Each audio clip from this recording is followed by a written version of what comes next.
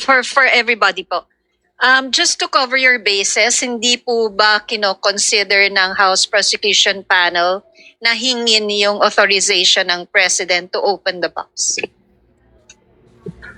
Siguro at this point in time, we cannot discuss kung ano man yung aming legal strategy and yung merito ng aming magiging discussion so as not to anticipate kung ano yung magiging laman ng aming oral argument sa Wednesday.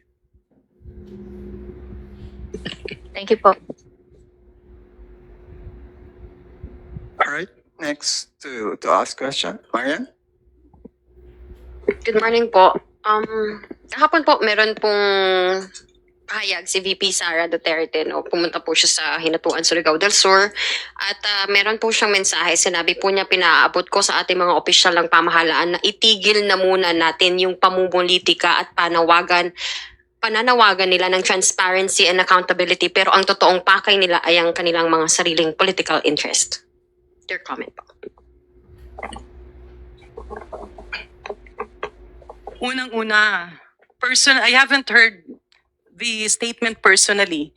Pero kung talagang nasabi yan ng ating Vice President, hindi ko naiintindihan kung saan nanggagaling yung kanyang sinasabing sariling political interest.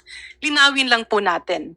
Noong nakaraang 3 araw na nagkaroon ng impeachment trial, naipresenta ng ating prosecution na ilatag yung aligasyon dun sa articles of impeachment kung saan andun yung threat sa Pangulo, sa First Family, and of course our former Speaker.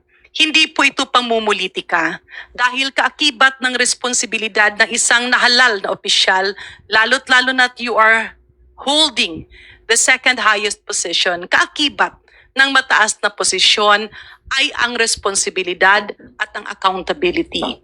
Hindi naman tinitigil yung serbisyo sa taong bayan, patuloy na tumutugon ang gobyerno sa mga pangangailangan, patuloy na gumagalaw ang Kongreso, patuloy na nagtatrabaho ang Senado, ngunit we cannot have selective tasks. Hindi pwedeng piliin lang natin yung ating trabaho dahil ang ginagawang impeachment trial ay sang-ayon sa saligang batas. It is our moral obligation and our moral duty. Balikan lang natin yung last week. And sa pananaw ko, next week we'll have more fireworks. Magiging exciting din yung next week. Pero kung ibalik natin dun sa nakaraang unang 3 araw ng pagdidinig ng impeachment court, which is the Senate in this case, andun kasi yung usapin na kaya ginawa niya yun at kaya siya nag-react ng ganon dahil na-trigger nung parang naging emotional yung kanyang Chief of Staff or si Attorney Zulaika Lopez. Pero ibalik natin. Sa ngayon ba, karapatan na ba na pagbantaan mo ang buhay ng isang tao dahil lamang ikaw ay galit? Pagbantaan mo ang buhay ng isang tao or magbigay ka ng banta dahil you are in the peak of your emotion.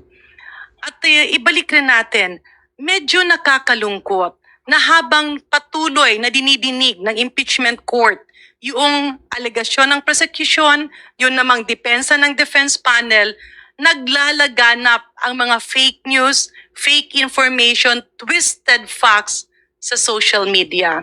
And I'm sorry to say this, yan po ay isa sa legacy na nakuha natin noong nakaraang administrasyon. Kaya dapat rin niyang ayusin. Ibalik natin doon sa, I remember meron kasi yung piloto, no? Na naglabas siya ng baril dahil nagalit siya doon sa traffic.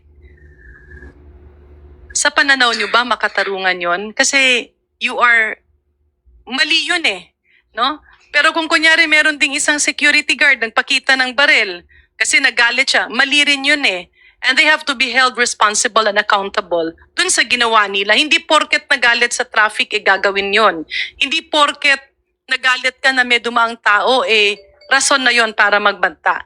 But if we look at the situation, ito nga ang pinag-uusapan, kaya hindi natin dapat ilihis eh. Kasi ang pinag-uusapan dito is kaakibat ng poder ng isang tao ay accountability. So, calling to stop all of this might be pointing to the fact na hindi maidepensa yung mga aligasyon doon. So, ba't hindi natin ibalik?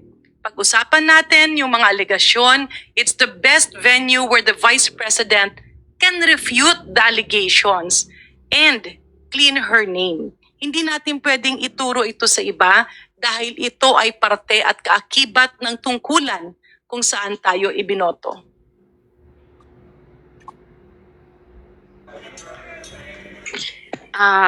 Para na rin po kina Kong Ridon and Kong Chua, meron din po siyang sinabi sa ating mga opisyal ng pamahalaan, tutukan natin yung kaayusan, kapayapaan at kaunlaran ng ating bayan. Matagal nang nag-aantay ang ating mga kababayan na maging mas maayos daw po. Itong batsa. Matagal na rin pong nag-aantay ang ating mga kababayan sa sagutin niya ang issue kung sino si Mary Grace Piatos. Matagal na rin po nag-aantay ang ating mga kababayan na siya po ay humarap at sagutin niya lahat ng mga aligasyon sa kanya sa impeachment. At matagal na rin po nag-aantay ang ating mga kababayan sa sagot niya kung saan po nakuha yung transaksyon na nagkakahalaga ng 6.7 billion na inilabas po ng AMLAC. Yan po muna ang sagutin niya bago po siya magsabi na kami ay namumulitika lamang.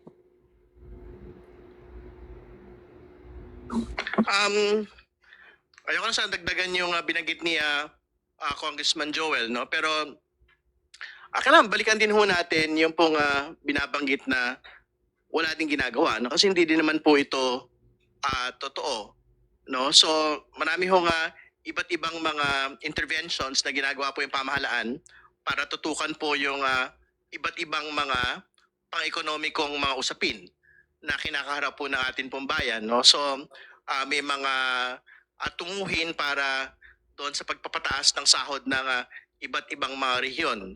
No, may mga tunguhin din po para tiyakin po na yung pag-abot ng upper middle income status ay actually maranasan ng mga ordinaryo po nating mga kababayan.